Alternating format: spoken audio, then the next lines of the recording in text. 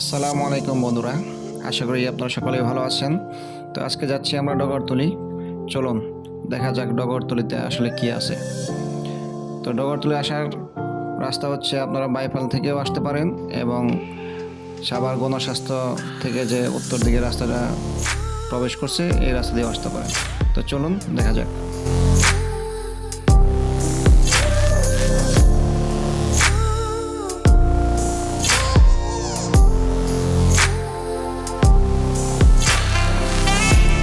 যাই হোক বন্ধুরা, চলে আসলাম আমরা ডগরতলিতে। আসলে এটা একটা লেক ভিউ, অনেক বড় লেক রয়েছে দুপাশেই, মাঝখান দিয়ে ইট বিছানো পাকা রাস্তা। তো এটা ছোটো মোটো একটা মিনি কিশোরগঞ্জ বা অষ্টগ্রাম বলা চলে। তো এখানে আসলে পরে খুবই ভালো লাগবে, সারাদিনের ক্লান্তিগুলা এখানে আসলে মনে হবে দূর হয়ে যাচ্ছে। দক্ষিণা বাতাস, আপনারা এখানে অনেক সময় নদীর তরতাজা এই ঝিলের মাছ পাবেন, এখান থেকে দরদাম করেও নিতে পারবেন। এখানকার স্থানীয় জেলেরা এখানে মাছ বিক্রি করে, অনেক সময় ঝিলের থেকে মাছ ধরে এই ঝিলের পাড়েই বিক্রি করে। চলুন, আসলে জায়গাটা অনেক সুন্দর, যত দূর চোখ যায় শুধু পানি আর পানি।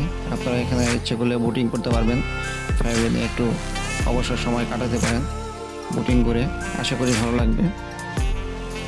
তো খুবই ভালো লাগছে জায়গাটা। এখানে বোট ভাড়া করতে পারবেন আপনারা আওয়ারলি, প্রতি ঘন্টা হিসেবে।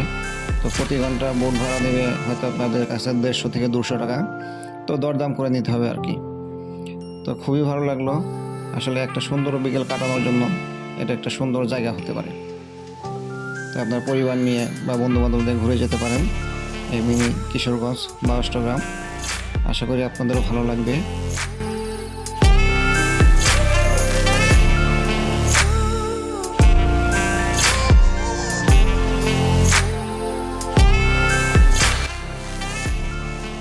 এখানে এসে ঘুরে গেলে আশা করি সমস্ত ক্লান্তি দূর করে মনটাকে ফ্রেশ করে একটা তরতাজা সতেজ মন নিয়ে বাসায় ফেরত যেতে পারবেন আশা করি।